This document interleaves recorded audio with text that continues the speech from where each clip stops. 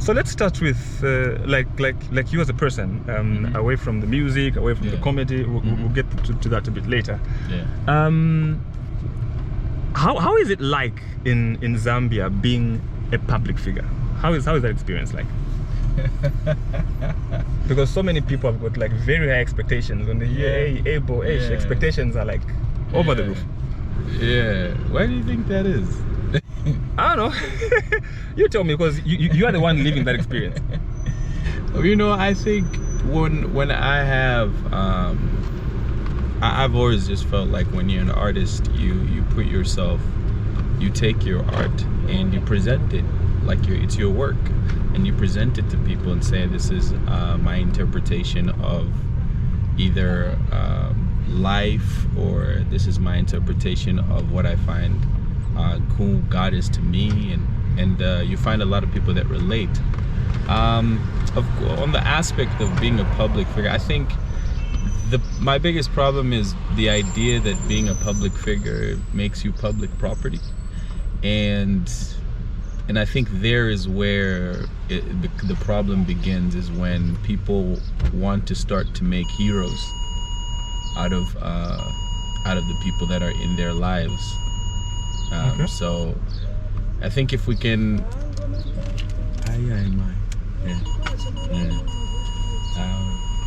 thinking for school yo mwana kale natampira kumi mwana pano mune mwana fe alekula mwana alekula panono ole uchuli umwaiche mwana ule msambirishe no mwana. You know that woman? Yeah. I do a lot of work with street kids and orphans. So, and a lot of times you take people to shelters, you take them to places, homes that they can be helped, but they run away and then they come back here. That's a big problem for government. Yeah, it really hurts, especially when I see kids being put in that environment. Yeah. So now, I know you're married. And now I want to draw you now to the music. Yeah. Has there ever been a song that you've done that you never like cross-checked with your wife whether it's a good song or you should release it? Has that ever happened? Has that ever happened? Where she just hears it on the radio or sees it on YouTube or something? I just heard it straight. Yeah. It'll probably be Extra Time. She never knew about Extra Time? No. I don't think she really knew about Extra Time. Why is that? Because the thing about it, I would probably say, was Extra Time was so most of my songs, basically most of the songs, she always comes to hear them after, really, to be honest, and she'd be like, oh, okay. But Extra Time, because it was, a lot of people, especially when you're Christian, when you make a love song, people say it has to sound so much like it was dedicated to your wife. Yeah. You know what I'm saying? Yeah. So you can't really put in lyrics where it's almost saying like, oh, we're trying to make this work, or that, you know what I'm saying? Yeah. Or any flaws to a relationship. But I feel like as human beings and who are learning love, because God says like love is a learning process. And as human beings who are learning love, sometimes it applies a lot of pressure. So when people heard Extra Time, people I remember some of our Christian friends and brothers and sisters are like, guys, is everything okay? You know what I'm saying? So, but what I actually even said was that for me was one of the most powerful love songs, because the story that it was saying was two people who have come to, who are feeling like it's two aspects. One person who is tired of being in relationships that are not leading to anything. Yeah. And saying, listen, like, if you really want to do this, I'm taking this to I'm not playing the whole game. I'm taking it to those last minutes where the game is over. So it's either you give it or all, or blow the whistle. So that's the thing, and it's and then if you're a couple in a relationship, it's more like, hey, listen, if we're gonna do this, are we really gonna do this the right way, the whole way? Like the whole 9 years. And so that's what I meant in that song. So the first line when I say, if I told you my weakness, would you keep it a secret? There was a friend of mine who's a pastor based in Kenya. Shout out to Pastor TC. And one time we're talking about marriage and relationships, and I remember him saying, you know, loyalty for a man is protection of his weakness. And I realized with so many times that I've had discussions with men, we're just looking for a place that we can just find a sense of loyalty and be weak. Because so many times in society, you as a man, the biggest pressure is your strength. You know what I'm saying? Yeah. Your manhood is built up on your strength. You know what I'm saying? Exactly. Men don't care. You know, and just society, you know, even just women. There's a man who can't look after a woman is not a real man. So all those things are built on your work, whatever you're putting in life. You know what I'm saying? You have to you have to grind, you have to hustle, you have to do this. So the ability to find a sense of weakness, of vulnerability is non-existent. So most of the time, the women that come into our lives are the places that we say, oh, okay, finally, maybe I can be weak with her. And sometimes a lot of men find that when they're vulnerable with those women oftentimes can often take that as an opportunity to use that weakness against the man. You know, it's either to bind him or, you know what I'm saying, put him in a hold bottle. him hostage. Yeah. It's a good song. I think I've heard it at so many weddings. Thanks. So I think it would be good for us to have a mini concert right here. Shout out to KB.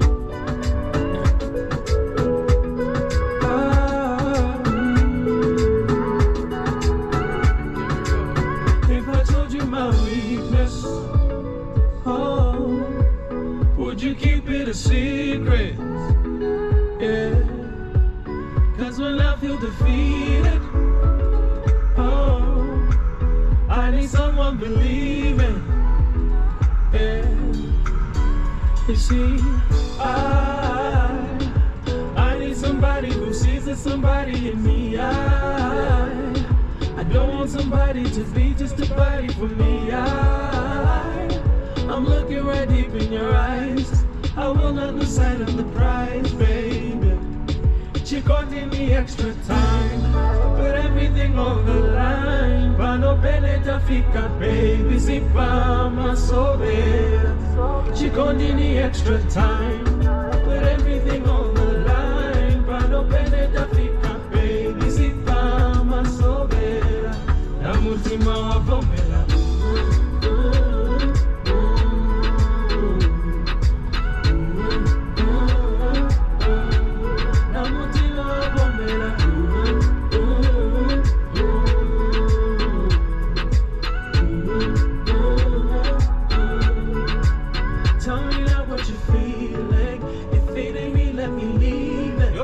Can't be wasting no time. Nah, I need to know if you're mine. Yeah, you see, I need somebody who sees there's somebody in me. I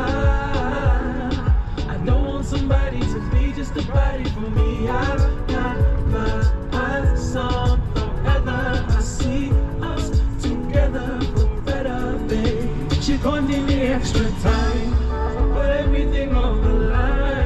No peneta fica, baby, zipa masobela. She gon' need the extra time, put everything on the line. No peneta fica, baby, zipa masobela. Namutima wa vomela.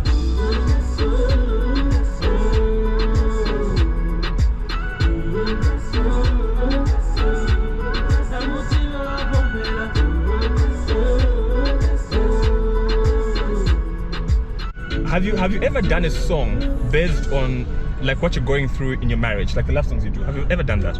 Yeah, I do. I do. You know, the thing is, marriage is not. You have to understand. You got two people with two different backgrounds, sometimes two different cultures, coming together and deciding and saying, we're gonna live together, and we're gonna build a whole different culture from scratch. That is so hard. Even like when I wrote Chichitemwiko, the first line that I use in the song is, it's not every day I want you, I don't mean to sound so harsh, but it's every day I need you. I loved you right from the start. And that's just the truth. It's not every day that you're in marriage and just like, oh, I just love seeing your face. You're the most beautiful person I've ever. That's a lie. And many people are living that lie. You know what I'm saying? Many people are living that lie. It's true. Yeah. In the recent past, you were a victim of like people judging you, you know, because you found yourself at some secular events. Sometimes, what do you make of that? Because in Zambia, there's this thing that people expect from like a gospel artist. Yeah. Like you should be holy, you should, you know, like you can't be found in certain places, you can't hang out with some people, you can't do a collabo with that guy because he's got that kind of lifestyle. How has been your approach to dealing with that? I think the best thing that for me, I honestly tell you is, I remember one person wrote and asked and said, you know, Abel, what are you? You know, are you a gospel? Are you a secular? I said, I'm a husband, I'm a father, I'm a son, I am a singer, I am a writer.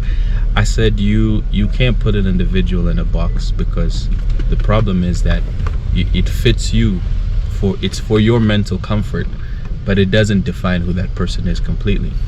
I always say for me, my greatest honor in life is to know that I'm a child of God. You know? Yeah. When the thing that for me was, I think the starting point that changed everything was, I started with street evangelism. So it wasn't like, so I would started, that's where my ministry training started from. So I'd be in North Tulsa with gangs, met gangbangers. We've done in areas where people tell you like, oh, people get shot here, and you're there. And so when you're in those environments, when I came back to Zambia, I started with North Mid.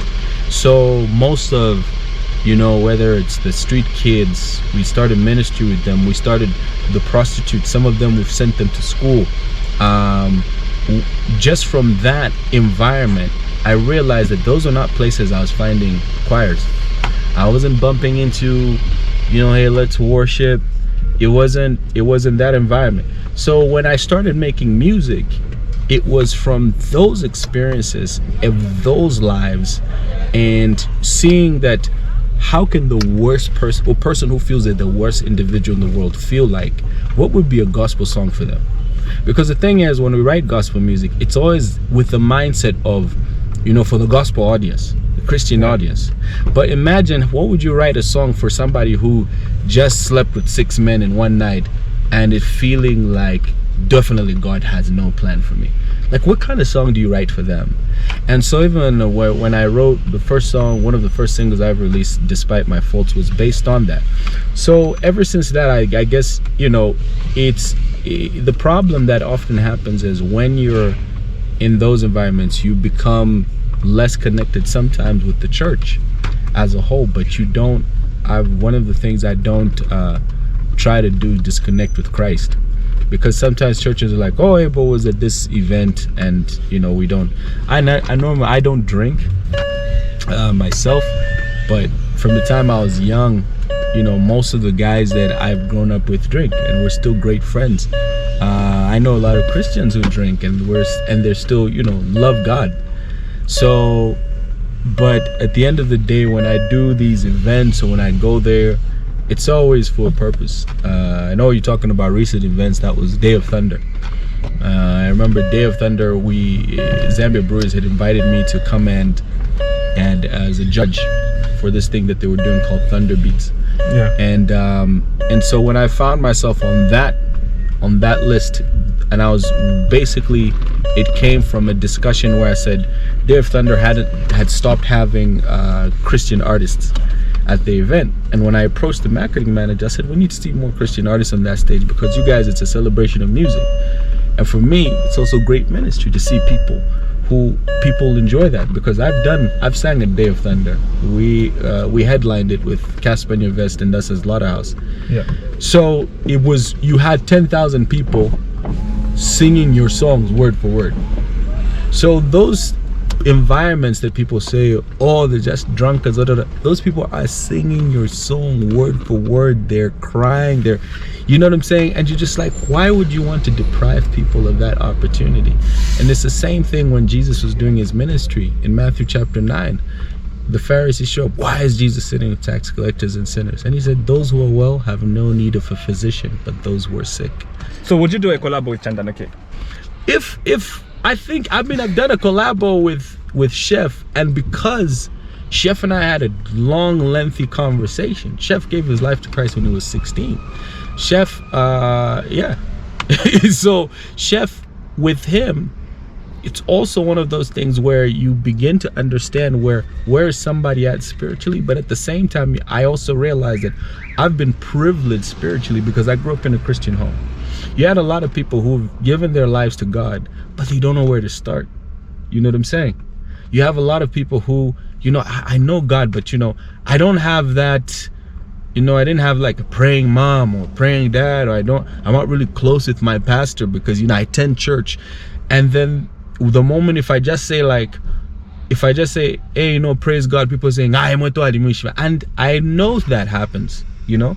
When Pompey got saved, when he transitioned, he would receive so many texts and calls, and people say, I want to have a meeting with you. Oh yeah, you're a Satanist. You know what I'm saying? This is someone who just became a Christian. It almost made him give up, but we were there, you know. And if somebody says, you know, Chanda Nake want to do a feature, I would say, okay, cool, let's do it. But let's sit down, let's talk. What is it gonna be about? What is the message? How are we gonna do this? You know what I'm saying? Where are you guys at? What is God to you?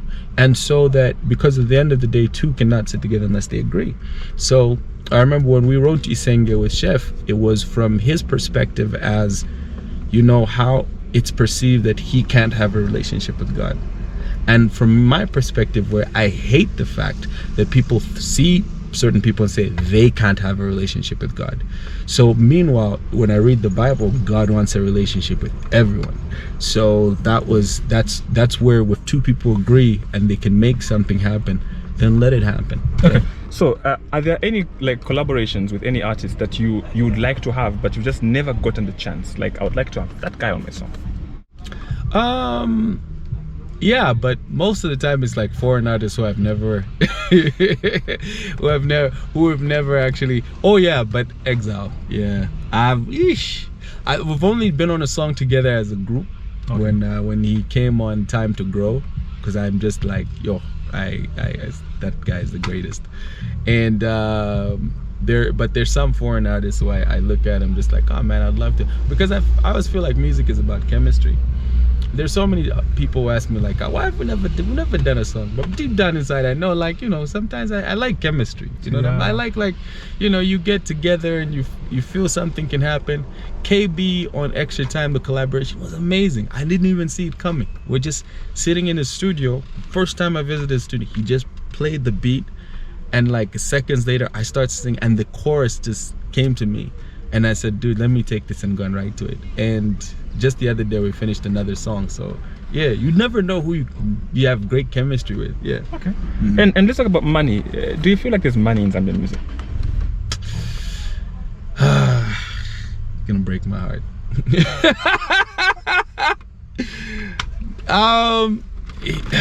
You know, the best way I can define it would be yes and no. You know what I'm saying? How much money do you want to make? How much money do you want to make? That's the question. But I'll honestly say the money aspect is a more economical problem, more than not being that there's no money. Okay. And I think the economical situation is, I'll be very honest, hasn't been managed well. Because I'll tell you this, music, whether you like it or not, whether you are a gospel artist, whether you're a secular artist, to consider whatever kind of genre if you have a passion for music, you have to think about it first. And you have a great product, you know, any product that sells is meaningful to people. If I make toothpaste, I'm like, oh, people need this. You know, you make quality, you put in quality. When I make music, I'm like, people need to hear this. But there's that passion aspect that I put into it, but there's the business aspect. And the business aspect is always the question of what is the return that you're going to make and how you're going to make it. Yeah. You're not just going to go to a shop and give it away because it's good, or, you know, but I'm not, a Bible, even if you look at a Bible, it was costly to make. That's why they sell them. Some people can afford to give them, but that's because some company or some group of people came together and said, let's donate these. We'll put money into making this to donate it. But the thing is, as musicians, we put the money to make that music. We make our own music. We take our, I've never had a single person come to me and give me money and say, you know what, this is I love your music. Here's money towards you for your album. No, it's always for me having to generate income. So there's the business aspect where every business has to have a return. So, and that's the part, is the return aspect has been squeezed up. If I go into a studio and I make an album, how am I gonna sell it? Is it gonna come through CDs? You've already got guys on the streets who are selling CDs. The same music I just made, a guy will have it in a day and will be selling it for like with basically an 80% discount. If you're gonna tell me that it's gonna be online, somebody, now people have technology where they'll, you know, screen record, or, you know what I'm saying, just some funny way that they can, you know, just share it. Yeah. If I say, oh, a new track is out, even if I say it's on a site where you stream it or what, I telling you 10 people will be on those comments, hey guys, here's my phone number, please someone WhatsApp it to me. It's a culture. So that culture needs to be changed by really strengthening the return aspect. If any investor comes into this country and says, oh, we want to invest in this, government will make incentives. Yesterday I was listening to the minister, you know, they were talking about the police buying all this equipment, and his response was, well, you know, what investor is going to feel comfortable in an environment where they can't, their investment can't be protected. So you're saying you're doing all of this for investors. What are you doing for the Zambian musician to protect their investment? Because they are the initial investor of your country's music. And if they can't feel that their music is protected, why then should they continue investing in this? Because then you're assuming that you're taking advantage of the fact that it's a passion. So that's why people then don't take it seriously, or think being a musician should be something serious, because you're assuming that, you know, they're just people who play. It's a hobby. I hate the song that you're waiting with a friend of mine. Oh yeah. I was taken. For real, eh? I was taken. And I feel like for someone attending a wedding, it's a reminder of your own wedding. They used to tell me the love was only for the deserving. And I used to think that I would never find myself worthy. Oh, no, my fishy one when I'm in there. She going to trust me. I'm going to worry about. Fishy one when I'm in there. She going to trust me. I'm going to worry about. I'm Johnny Blazer. She going to listen so suck it on your set. Johnny Blazer. Johnny Blazer. She going to listen so suck it on your set. Johnny Blazer. Better or worse. For better or worse. For better or worse. For better or worse. For better or worse. For better or worse. For better or worse. For better or worse. So my wish was to find you, 'cause I heard the love you had to make me brand new.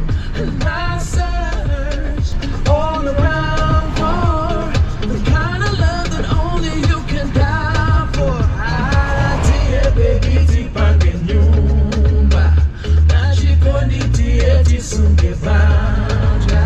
I baby deep in nyumba na jikoni tieti sunge banja. Jikoni meso sakira yose. Johnny Blazer, Johnny Blazer. Jikoni meso sakira yose. So the way you do this song, eh? Like you're amped about the song, like you feel it's a good song. Yeah. Then you go to your wife, she just says like, babe, I'm not feeling it. Would you release it? Would you release it? I don't know. Yeah, I think I would ask her why. Or you just tell her like you don't know music, like I'm the musician between the two of us. You're not. No. I would ask why. You know what I'm saying? Sometimes my wife is like, I don't really like this. I'll say why? What do you hear? And she's got a good ear for music. You know what I'm saying? Like I'll play her a song and she's like, oh, that's nice, but the key is very high for you. Oh, okay. I'm like, okay, cool. And then I'll go to the studio, then drop the key, then find a key that's comfortable. I'm like, yeah, she was right. You know, she does have a good musical ear. So I will always take that. You know, sometimes she'll be like, no, that part didn't sound nice, or that part. So it's all about specifics. It's almost like the song sounded really good, but that little specific thing, that thing should change. Yeah, it should change a bit. Let's talk about the comedy. How did you find yourself in that space? Yeah, so it was a friend of mine called Chilu Mulundu. Okay. He and a friend called Alinani Mugala were doing starting this thing called Straight Up Stand Up. Okay. And Alinani is actually the guy that brought in Trevor Noah. Yeah. In the times that Trevor Noah came to Zambia. So they were starting this thing, you know, before that they started this comedy thing. And I myself and Chilu, great friends. And Chilu one day comes up and says, dude, you are literally the funniest guy I know. I think you do well for stand-up. I'm like, man, let me try it out. And the first time we did Straight Up Stand-Up, I went in, that was like 2011, 2010, man. That's far back. Yeah, no kidding. And so went up, got on stage, and shut it down. Like it was good. Myself and a guy called HK, one of the first guys. So yeah, so I've seen, you know, people have seen me, and I've seen a lot of people come after me as well, you know. So people don't know, like, so what I've always been doing is I've been doing this circuit comedy where I always go with a group of people, Night of Laughter or in Straight Up Stand Up, and we would go and I felt comfortable that, like, music would always put, you know, you at the center of it, but comedy just helped me be a background guy, you know. Like, it was because all the time, a lot of times people come with that when they see it in a post, they're like, really, for real? And so over the years, it was always trying to prove myself, like, oh, you know, it was like theater. Yeah. You know, you go there, it's a whole different audience. Were you surprised by the award? Did you expect it? I did not expect it. Why didn't you expect it? I didn't expect it. Because, is it because you felt others deserved it more than you? No. I just felt that, because I had kind of, in a way, I had kind of reached a point of frustration and I'd stopped. Because I felt like imagine from 2011 to 2019, you've been doing comedy, and you've 15 minutes set, 15 minutes set, 5 minutes set, 10 minutes set, and I felt like I had so much material that I wanted to do it. And I even told the guys I do comedy with, I said, you know what, there's so many young guys who are now coming up, and I can't be just doing the same stage with them. I said that to the team. So when Ngoma Awards was nominated and they sent my material, first I was even shocked when somebody told me, oh, your material was sent in and you were nominated. I said, for real? I'm like, you actually have been nominated in the top 3. And I think what worked well, and what I've always told the guys, I'm just like, my comedy is different. It provides a different option to what people sometimes normally see. So many people say that your comedy is like for degree holders, you know. No, we've seen that in conversations on social media. I know your comedy is for those people that went to university. Who's the target audience when you're coming up with your jokes or your stories? Who are you targeting? I would say when I come up with my jokes and my stories, it's most of my jokes have a sense of bringing the relate, because one of the things that you relate with is a joke of like, oh yeah, I can relate with that joke. But what a lot of my jokes often do is bring this place where you can see Zambia in the rest of the world. Okay. You know what I'm saying? So my joke will be relating to something that I saw maybe in another country, and kind of like fuse two cultures. And then you realize like, oh yeah, I can actually see. But then it's funny because to you as a Zambian, it's like, oh yeah, like I have this joke where I was talking about how, and which is real, when I go into the streets in town, a lot of Caponians, you know, they'll be like, and I was saying like, you know, these Caponians, they all sound the same. Like they all sound the same. I was like, if you're gonna take, anytime anybody talks the same, which means it's either your work accent, like you're taught to speak like that at work. So I'm like, maybe Caponians are only taught to speak like that because they work like that. You know what I'm saying? Like that's how you sell as a Caponia. But I'm like, what if they're alone and because they get so much stress, they get insulted by people. Hey, wait for my pa. Hey, like maybe they just need a place there they can relax. So I made this artificial place called Caponias Anonymous. And I'm like, maybe that's where they actually feel free. Maybe they've even got like British accents where they start telling their day. You know, so today I was like riding in a bus, you know, they're screaming at people like, hey, Matero Landa.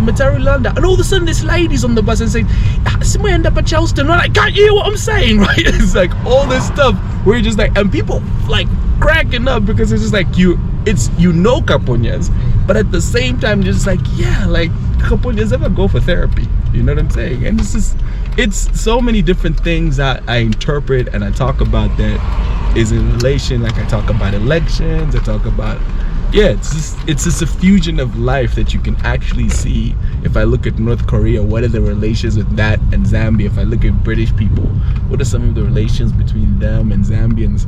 And yeah, so everyone basically has the same principles in life. We love family, we love to have fun. And what are those lines that make us cross and meet each other? Okay, yeah. So I want us to make a mini show for those that say we've never heard this comedy. I know you've given us like a snippet of it, so like a 5 minutes. I'll send like you guys. Like a 5 minutes of your comedy, like you like see, the thing is, Abel Chungu live, like 5 minutes right now. Like Abel Chungu live, like ladies and gentlemen. No. From Lusaka. Let me tell you why that can't work. Because award-winning Abel. I should give you the Chungu. mic. I should give you the mic because the thing is that, well, let me tell you how it works. So with comedy, it's always about also reading your audience. You're my only audience right now. Yeah, but the people who are watching. No, I can't.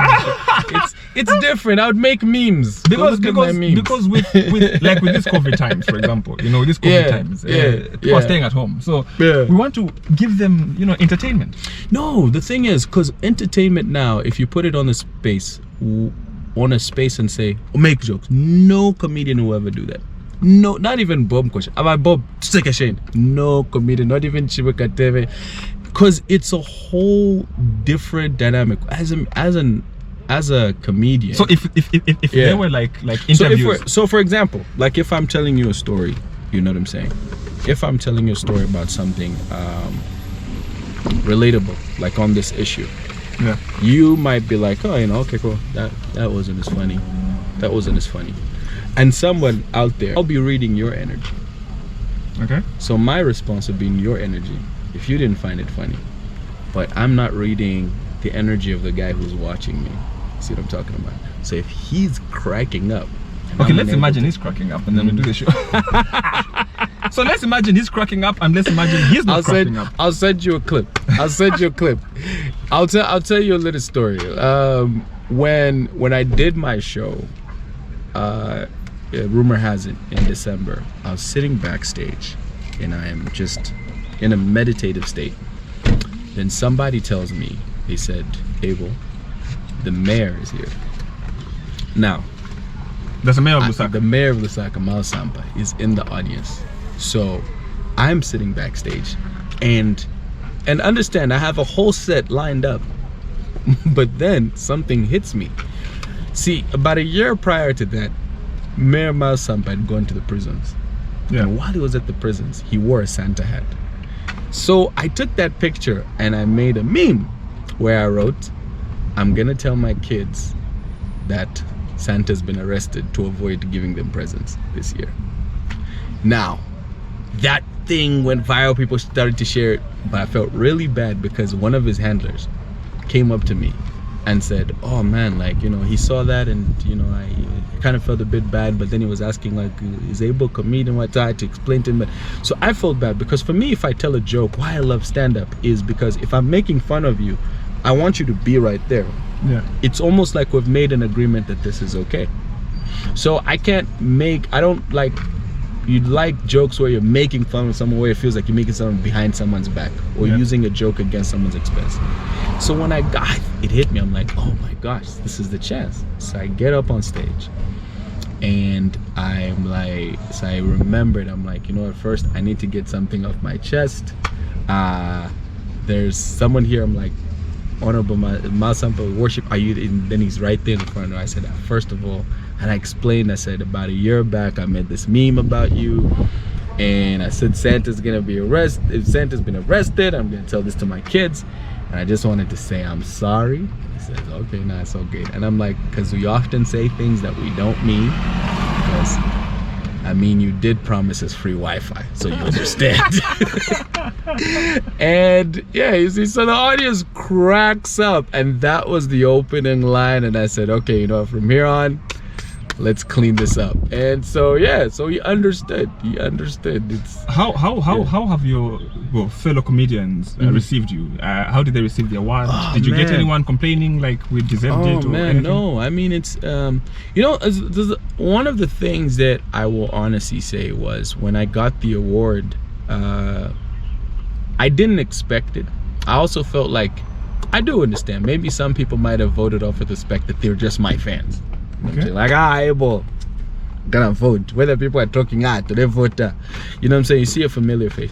I love Mwana Jingwala. I assumed he was gonna get it. Like, I was convinced he was gonna get it, or Emmanuel, because as in the comedian aspect, I felt maybe they would be more known in that right. Yeah. But when I ended up winning, I think it was a blessing in disguise, because what ended up happening is we did one of the best comedy shows that has ever been done.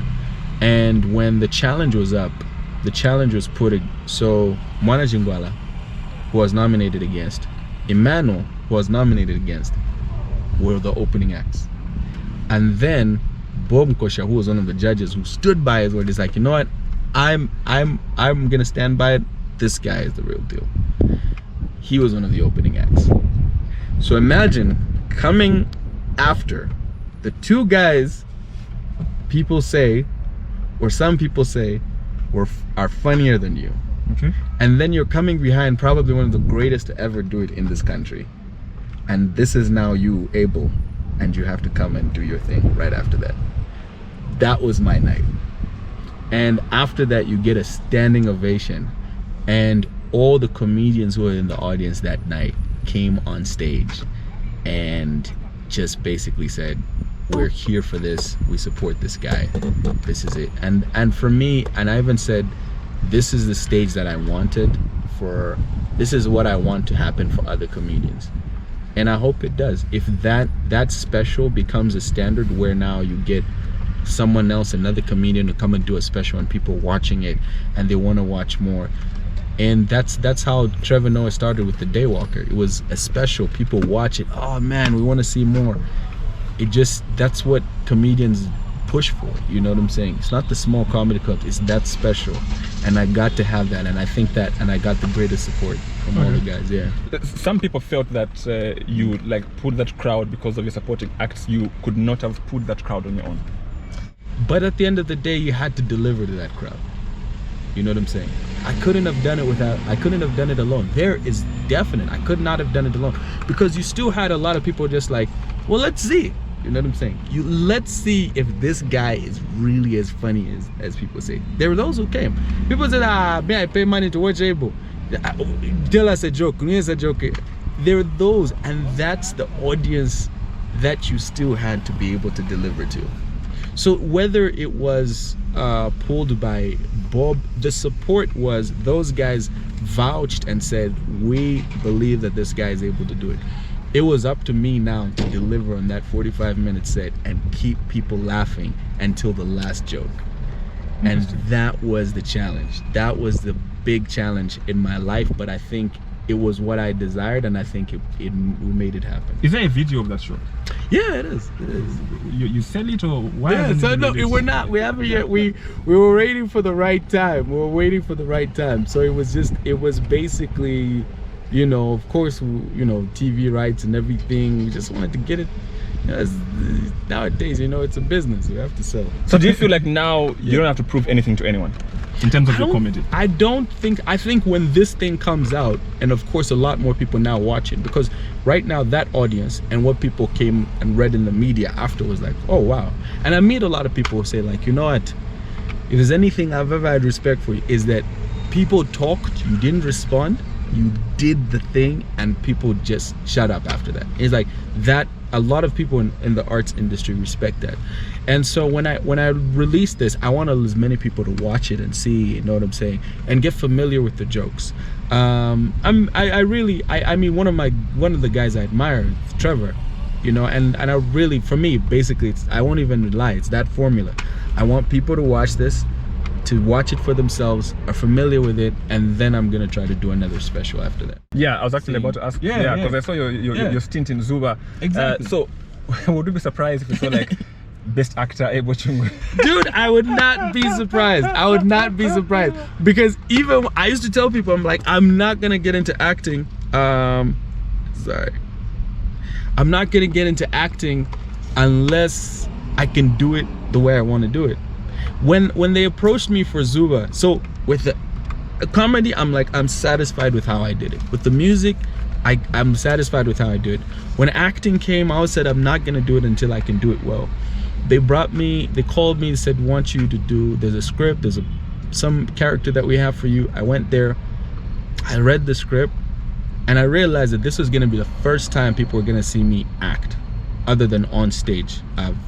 When I've done it for like other things, like for church and different things. But as I realized that people are gonna see me act for the first time on one of the biggest shows in the country, and I'm gonna do a role that I'm not comfortable with, and I told them, I said, I can't do this. Then they said, okay, can you still audition for something? I said, okay. When I was driving there, I had this idea for this character, a guy called Arnold, and you know, British accent, just straight up crook, but not really who. So you created your own character? I actually created the character of Arnold. What was the original character? Huh? The original character was similarly the same story. They wanted the same story, but they wanted someone who could come from the village. I can see the disparity. The guy who does comedy for degree holders coming from the village. Exactly. He's come from the village. Now he's communicates very well with Lute on her level. So I realized that I was gonna be overshadowed by Barbara's character as Lute, because I would try to be a villager, but it wasn't. And then it's like, where's the longevity in this? You know what I'm saying? So when they got me in, I just went into, when they said, okay, you're gonna do a audition with Barbara, now try to create a conversation. Then immediately we got into conversation, where I'm like, I'm in the house here, you know, I'm trying to do this fashion thing with these guys. So it just they loved it. They sent it to South Africa. They're like, okay, cool. So the whole script, the whole storyline was kept, but now was written around this character called Arnold. And so when I did that, even till today, like I bump into people who, and that was only a week-long episode, but till today I meet people who are like, oh my gosh, and I'm thinking, oh, hey, Arnold. I'm like, oh. I'm not even kidding.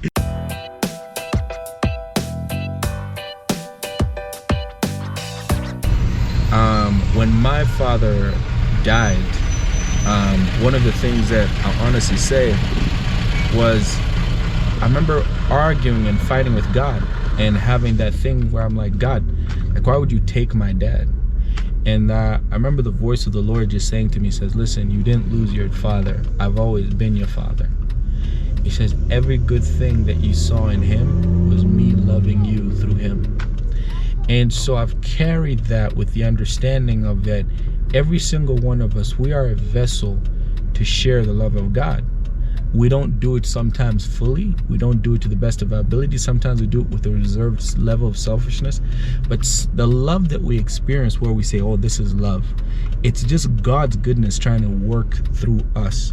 Yeah. What do you make of people in your music who've like gone into politics, or who like gospel and politics? What's your take on that? You know, I've always felt I grew up in a political family with people who very prayerful parents. My dad was a politician, you know what I'm saying, and he was very strong for the Lord. He's one of the people that led Mandela to the Lord when he just got out, you know what I'm saying. Went to preach forgiveness with him and some fellow ambassadors.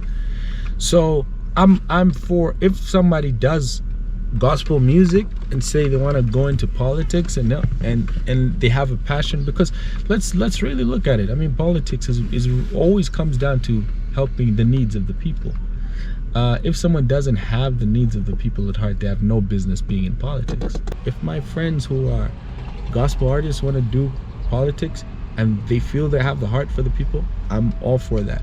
I personally just decided, because I've seen presidents, I've seen how certain people, I just don't feel I would ever make a song at this point in my life, unless maybe sometime later in my life something changes. But to make a song for a politician, to say this is the guy, nah, I just feel like I just personally feel, my own personal, I just feel my music is a bit sacred to the aspect that I can't sing and say like this person is the most beautiful and amazing. Even when I write love songs, I can't put myself to make lyrics and make someone like, you're my world, you're the, nah, because you're not. To be honest, yeah, you know what I'm saying, because I feel like I'd be lying. So if I go in there and say, what are we gonna say when that guy changes tomorrow?